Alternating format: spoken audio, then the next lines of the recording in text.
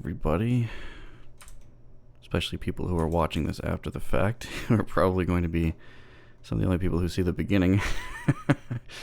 This is Q&A number 6.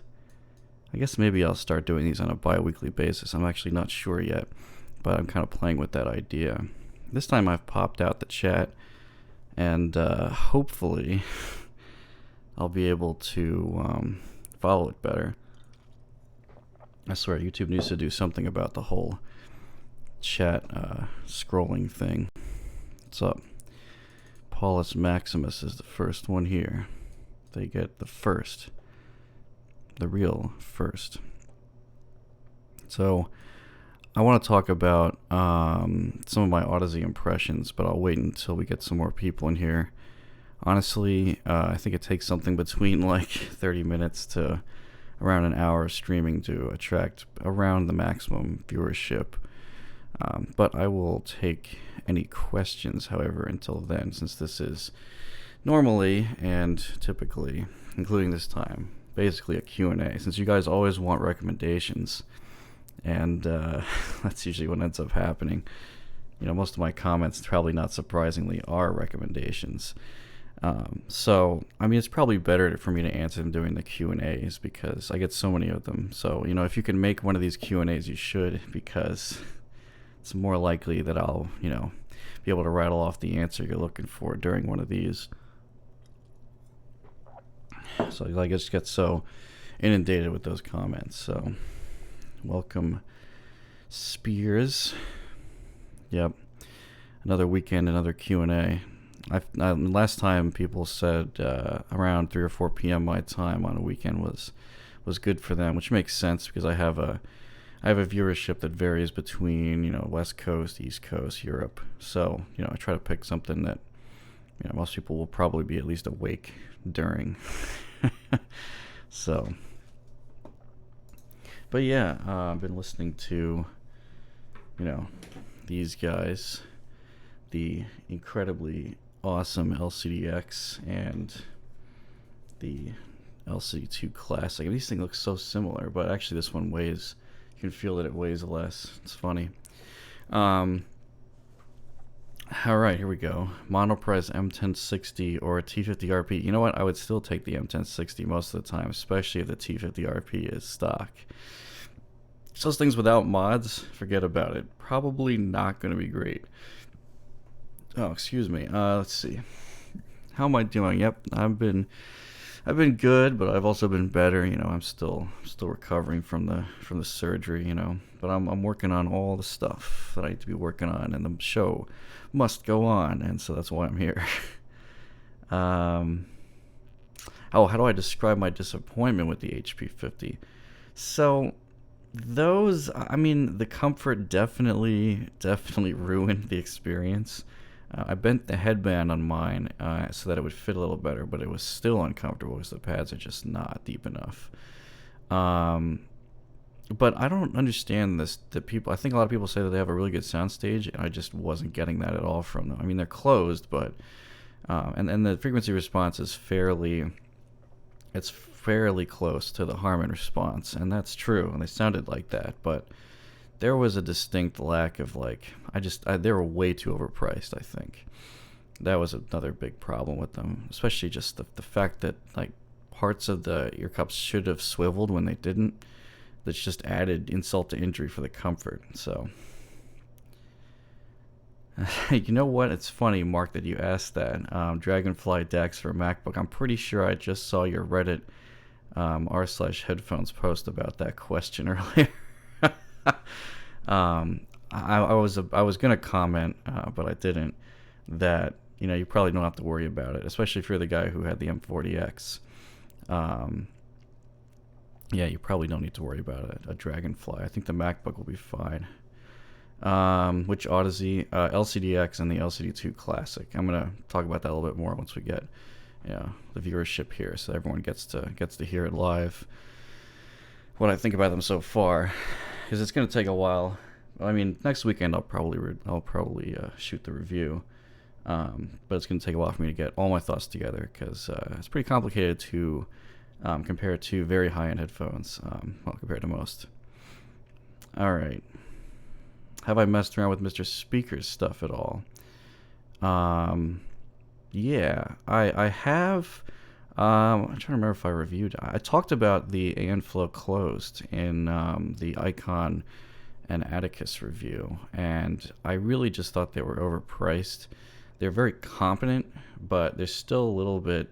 They're still not quite there in terms of the detail and the treble. I mean, they're closed, so that's kind of expected. But I feel like the Mr. Speaker is focused on FR so much that they kind of left out some of the other aspects of the sound. Like those are also known to have not very good what's it called? I'm going crazy. Oh, they're not very good dynamics, and I know most people have that opinion of planers in general, but they definitely have flattened dynamics. The closed Aeons, and I mean, for like, what are they, like $6.99, $7.99? I think that was kind of wild. No, ZMF is not actually Mr. Speakers. I just happened to talk about their stuff in comparison to, because people wanted me to talk about that compared to they're another high-end closed option compared to, the Icon and Atticus. So, anyway, got the Ultrasone Signature Studio in. Ultrasone, huh? I still haven't heard an Ultrasone. I think I said that in the last Q&A, and I don't know why. I really should have, probably heard a Pro 900 by now or something. By the way, let me know if the video and audio is working well. I assume it is since nobody's complaining, but hopefully it's good. Have I ever tried the Campfire Andromeda? I'm definitely aware of those.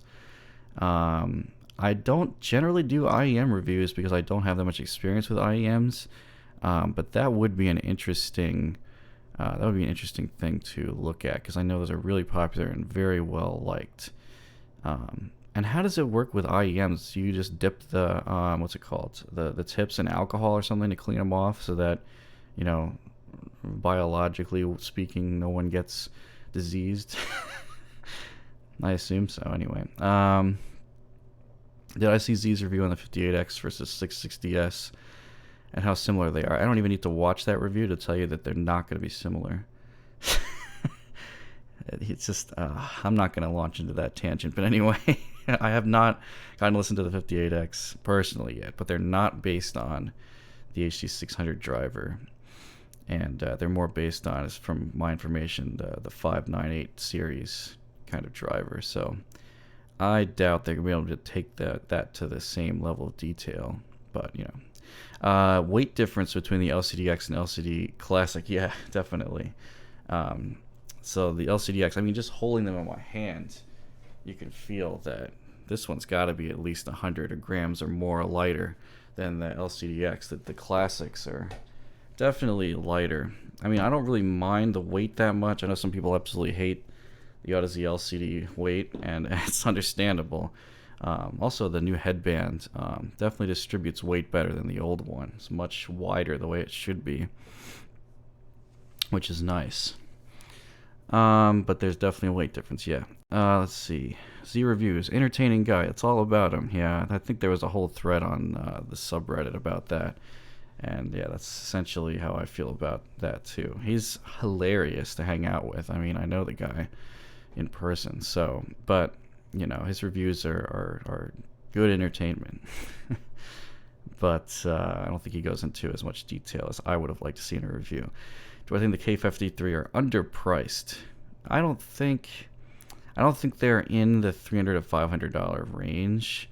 Honestly, I don't even know if there are that many good headphones closebacks in that range. I don't know. Someone can prove me wrong, but closebacks in general just so much more limited. And I've never heard one that's really come close to open levels of resolution. I think the Atticus was probably the closest thing. Treble on that thing was very surprisingly clean for being mostly closed. Let's see, and that's way above the $300 to $500 range. Blah blah blah. Oh no, you didn't miss the LCD2 Classic impressions. I didn't give them yet. I usually wait until we get maximum viewership, which I'm watching the graph right now. It's continuing to climb, so probably around 30 to 45 minutes in, I'll talk about the impressions a bit more. Putting them at the beginning would mostly pointless for the live show because no one's here at the very beginning.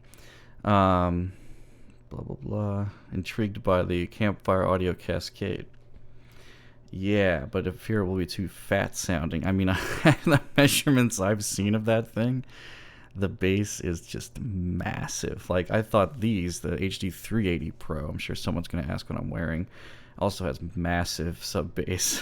Apparently those are just way ridiculous. 58X Jubilee being 660S with a different paint job. False, completely false.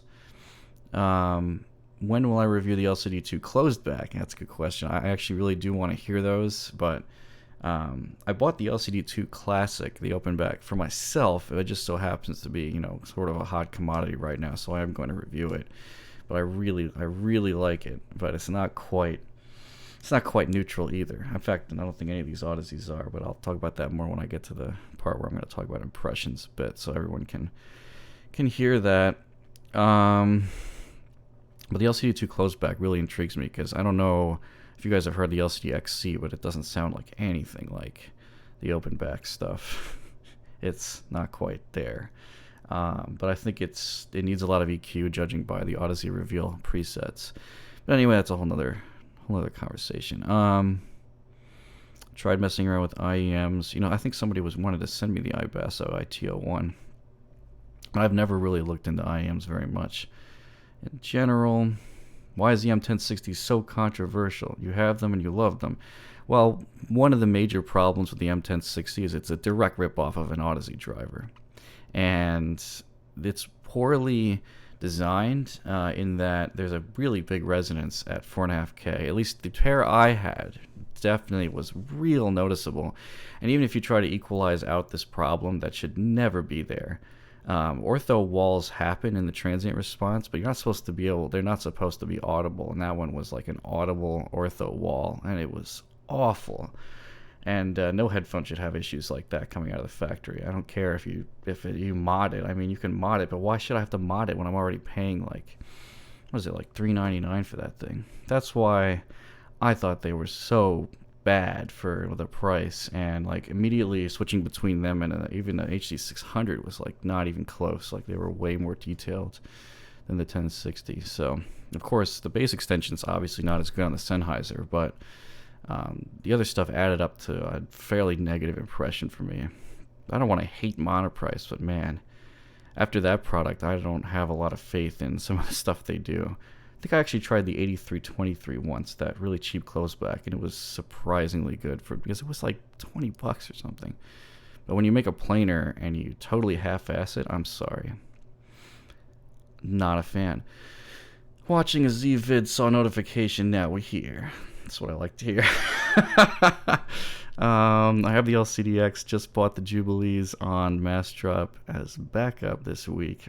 You can't read with the LCDX on your head without them falling off from the weight. Yeah, that's definitely a problem with Audezes. When you it's funny, even the sound signature you'll probably notice changes when you tilt your head forward a little bit. Some of the air dies out, and you have to sit facing forward to have the pads sealing a certain way. It's strange. Audezes are a whole different animal because of their weight. It has a big part of it. Let's see. Have I heard the Techstar Pro 82? No, not yet. I'm sure it's interesting. I mean, the Pro 80 was not bad for the price, but, it wasn't amazing. Even though the 7-speed auto and the Infinity is getting old, I bet it was a huge difference compared to the 5-speed auto and the Accurate TL. Yeah, actually, it's interesting. I read up on the 7-speed AT and the Infinity. For those who don't know, I have a 2014 Infinity Q60, which is basically just a G37 coupe. And the reason why I bought the auto in the first place is because it's a daily driver. I don't want to drive manual every day. I would have a second car with a stick if I had two cars and I had that option. But anyway, actually the 7-speed's a bit lazy and is very hesitant to downshift unless you're in DS mode, which is kind of unfortunate. But if you put it in DS mode and you keep the revs high, then you get all the power. And it's pretty good. It's definitely smarter than the 5-speed. You can fool the Accurate TL's 5-speed. If you try to press the accelerator while it's trying to shift, it will jerk into gear. It's not very good at doing that. The 7-speed knows how to be smooth even when you try to feed it crap. So anyway, I do answer car questions on here because you guys probably know by now that I'm kind of a gearhead. You upgraded and returned a headphone and started to complain about how the other headphones I have just sounded not as detailed or sounded veiled, and you returned your focal clear because of cost. Yeah, I mean, when you start moving up in price to headphones, it kind of ruins your ears. And that especially happens if you go to headphone meets, too. So just be careful. You may not be able to unhear some of the things that you hear in this hobby, that's for sure. Between the Icon and the XCs, which is more neutral, I would have to have the LCD XC on hand for that, and I haven't heard it for a long enough period of time to tell you for sure. Let's see. If the T50RP had better comfort, are they better or close to the M1060? Not even close. It's not a comfort issue. It's a frequency response problem. That is more of the issue. So you need to mod them. If you're talking about a T50RP that's stock, then no, I would probably still take the M1060 over that. People who buy Hi-Fi Man either have massive balls or massive wallets based on what you read about their quality control. Yeah. Oh, wow, even the Sundara's having issues with that? Ooh, that's bad. That's too bad. I thought they had fixed the headband by now to not just get destroyed. Or do you think the drivers are breaking like Audeze had that issue for so long? Planers. But it's funny because Hi-Fi Man can make a good planer, but they can't put it in a chassis that lasts more than 2 seconds. That's just really unfortunate. How do I learn to recognize spikes and dips at a specific frequency? Oh, I definitely don't have perfect pitch. As Zeos would say, I cheat. And I do use measurements as a guide to figure out where these peaks are that I'm hearing. But sometimes they're not where the measurements show, and that's where you got to be careful. And I think it's easier for me to analyze peaks and dips when I'm using music that I'm amazingly familiar with, and the same music that I've heard on like 50 different headphones.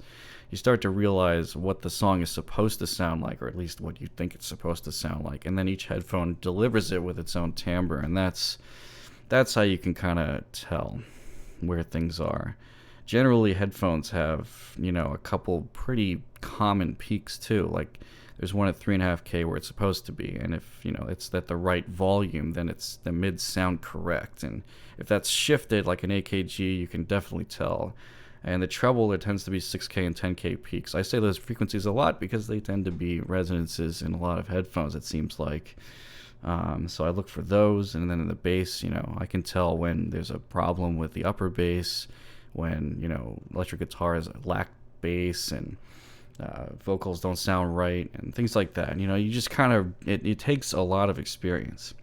That's pretty much the short answer to that. What's my opinion on HE1000 Susvara or Edition X? I've only really heard the HE1000 at length, and I really liked it. It needed some EQ because it was a little bright for me, but after that I could not believe how good that driver was. It is so clean.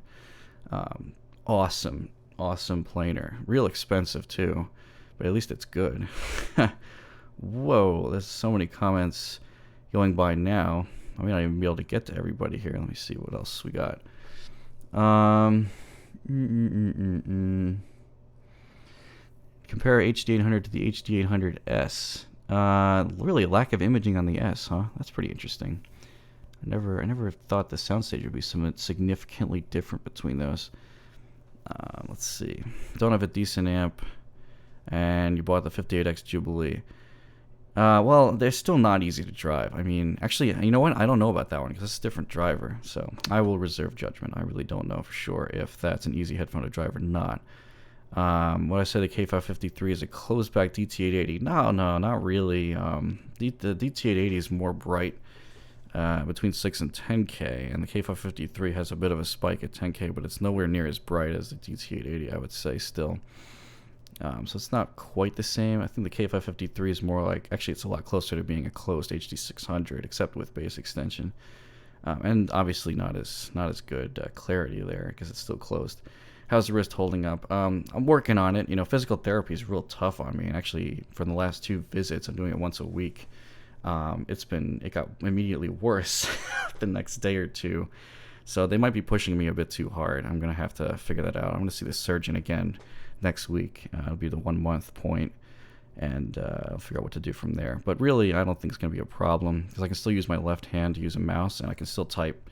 It's really just mouse usage with my right hand, which was the original cause of the injury. That's a bit problematic still. I was even back to playing guitar maybe like 2 weeks after the surgery, which so clearly, it had recovered, and then physical therapy pushed it a bit. So I gotta be careful. Right now, I'm actually trying not to use it very much today. It needs to rest, that's for sure. A little too much playing around with the Audezes and spending time on the computer last night, actually. Close back DT880 is the DT770. I would disagree. I mean, it's the same driver, damped differently. The DT770 has way more bass than the DT880, and it also is a little bit brighter than the DT880.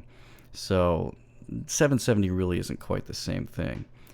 But if you can tolerate the treble of the DT880 without EQ, it's possibly be alright with a DT770. It's pretty bright though.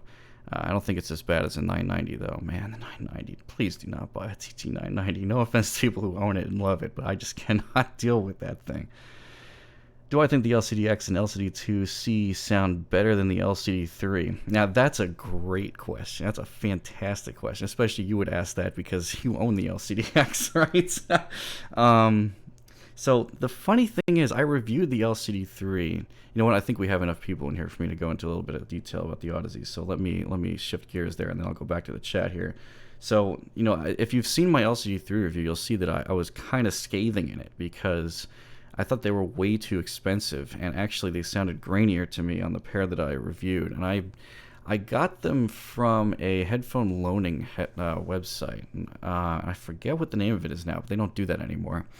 Probably because they had too many Audeze driver failures. But anyway, the LCD3 I got from there was pretty grainy, and I was like, what is this? I mean, okay, fine. The frequency response sounds great and all, and it's got lots of extension in the bass, but like the highs were just not that defined.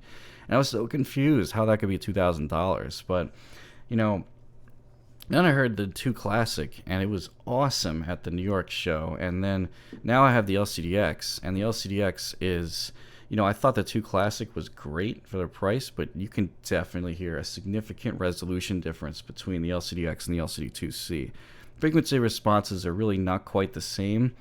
The LCD2 Classic is still missing that typical 4 to 5K region that you'll find on most LCDs. And so you got to fill that in a little bit. And there's a 6K peak on these, but after the 6K peak, everything's fairly, dull. The detail's still good, but it's pretty dull. And actually, I ended up boosting, above 10K a little bit on them. Now, the LCD-X is very different. The LCD-X is kind of like the brightest LCD, I think. And it's a lot cleaner. You can really hear it in the mids. It's very fast, very good resolution. I think that for 11, what's it like? I think it's around $11.99. It's not that bad, actually, of a price for something like this. Soundstage is a little bit better. Resolution is noticeably better than the 2 Classic, and the highs are super clean, really great. Actually kind of reminds me of the HE1000 after I EQ'd it. It's a little different though. The upper mids are actually even more recessed on this than the 2 Classic, and the treble, of course, is much brighter, 6K all the way through to the end. So I had to kill some of that, but the cleanliness of it was much better. So there's your bit of Audeze impressions there. But going back to the original question, yeah, I think, it's funny. I never liked the LCD2 and LCD3, just the regular ones. And all the pairs I've heard have sounded somehow less defined than I think they should be. And I'm not sure why, if that's, the revision they had, or maybe I just didn't hear the, good ones, because, there's a lot of variation, or there used to be a lot of variation. So, excuse me, it's weird. I don't know what to say about that, and I really would like someone to send me a modern LCD2 and a modern LCD3 because I need to know this. I love Audezes, but as you guys already know, but those two are really confusing to me still, which is bizarre because they're the most popular, classically. All right, back to the chat here. Do your ears ring with mild tinnitus after you use headphones at around 70-80 dB? Yeah, mine do too, but only after very long listening at those kind of volumes does that happen. As a reviewer, I have to be careful, and for two reasons. You can't listen to headphones all day when you're a reviewer, because two things happen. One, ears are going to get tired, because eventually, like, slowly, the way I listen, I just keep turning it up, and it keeps turning up, and I keep getting used to it, and it keeps going up, and it's just like, this is ridiculous. What am I doing? And then I stop, and I'm like, yeah, no, I can't do this. And so it's a combination of, like, volume shifts my EQs also. So I have to be careful not to go too high on the volume. So I tend to be a relatively loud listener, not surprisingly, probably. And the other thing that happens is you get too used to the sound, and I have to reset my brain. And each time I go to sleep and I wake up and I go back to the headphones, it's like, whoa, okay, here's something else that I didn't hear last time. That's why it takes me about a week, to do these reviews at least. No, I wouldn't trust any reviewer on the entire internet of doing headphones reviews without listening to them for at least a week on and off, because of that reason. So that brings up some interesting points, that question. Let's see. Cars and speakers are cool. What I had for breakfast this morning? What did I do? I made a Dunkin' Donuts run. That's what I did. I usually do a medium cold brew and some kind of breakfast sandwich, especially on weekends. During the week, it varies. I have stuff to eat here, but I do like going out on the weekends for breakfast. Let's see. Plus, I just love driving the car to go get the food anyway. That's one of the reasons why I do that. Oh, wow, that's a lot of stuff. And you know what? I tried to pop out the chat so I could see what was going on. It's still hard to keep track of where I was. Oh, here we are. Okay, major differences between DT 1990 and LCD2 Classic in sound. Well, 1990 is a lot brighter, and honestly, I think a little bit grainier in the treble. I was on a Reddit thread the other day about this, and I still think the DT880 sounds cleaner than the DT 1990, as much as people don't seem to agree with that. Now, the 1990 has better bass extension. Its soundstage is also still amazing, but those Tesla drivers are just not as high resolution as the old one. I don't know why, but that was definitely my impression of that. Okay, just got 5 new headphones this week. Oh man, I hope you're not married, because I'm sure you're in for a world of hell if you did that. I'm not either, but which is helpful, because I can have collections like this without getting yelled at. Since the LCD4 is the best sounding headphone in the LCD line, I wonder, how does the LCD MX4 and the 4Z compare? Now that I will definitely need to take a rain check on answering that, because I have no idea. I really would need to spend a lot of time with the MX4 and the 4Z. I haven't even heard the 4Z. I did hear the MX4 briefly, but I don't have any lasting impressions to give you on that. But the LCD4, it's funny. I think the LCD-X is a lot closer to the LCD4 than what I've heard from an LCD2 or an LCD3. It is brighter though, and a little bit more uneven. But I was surprised at how well it holds up for supposedly being an easy-to-drive version of an LCD. I don't know. It's pretty great. At least your unit is awesome. And another thing you'll get out of this Deal Zero is that, because he's the one who, for those who don't know, sent me this LCD-X to review here for comparison. At least you'll get an EQ that works specifically for your unit too out of this whole thing, which is kind of cool. So you can see how I decide to listen to them. Okay. Currently have M40X headphones you got as a starting point. Not a bad starting point. In fact, that was one of my starting points too. Next possible move is K553's Mark II, $150, and Endgame's an X00. Well, you gotta be careful. Remember, the X00s are not quite closed, and that's gonna be a problem if you're trying to use them with a lot of isolation. So, honestly, I probably would step over the 553s to the X00, but you just make sure that you know that they're not gonna isolate the same way. What pair is likely to cause sweating ears? DT880 or K553? Definitely the 553. I mean, they're kind of pleathery. So, I mean, Beyerdynamics Comfort is awesome. It's the sound that fatigues you, not the pads. Let's see. Are the 4s where they're at? Yeah, the LCD4 is crazy good. That's my favorite headphone ever right now. It's awesome. But the LCD-X is close enough for so much cheaper that I probably wouldn't get the LCD4 unless you're made of money. Do I like the new G70 sedan? Yeah, I think the idea of that's great. And actually, the Kia Stinger is kind of growing on me too. Man, that thing seems like it would be a total blast to to own one of those. I haven't driven one yet, but man, just even the looks, I was skeptical about at first, but after seeing a bunch of them in person, they look really nice. Um, why do you have 16 headphones? Yeah, exactly. I don't even know how many I have. There's too many. I'm trying to hide them with my chair right now. Most of them are not as expensive as some of the stuff sitting on my desk right now, though, luckily. Let's see. You retired your HD 600 and 650 and all your other so-called great headphones when you got your LCD2 Classic. Yeah.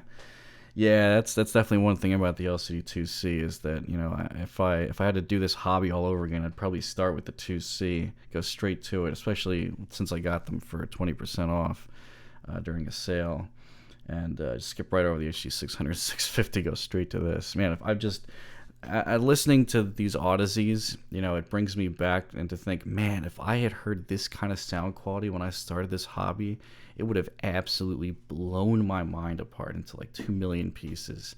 Like, this is awesome stuff, guys. Great stuff. Does frequency response under 20 hertz really matter? Honestly, I never thought it really did, and my EQs try not to do anything with anything under 20 hertz. And I mean, honestly, it's hard to hear anything under 30 hertz for the most part in music as it is. So I wouldn't worry too much about anything below that. At least that's my opinion of that anyway. If I ever used a headphone that uses air motion technology hybrid drivers, I know about those, but no, I haven't used a headphone that has them. You love your HE500, but hesitant to buy any other hi-fi man. Yeah, HE500 is a great headphone, and I wouldn't worry about upgrading unless you're trying to spend a lot more than that.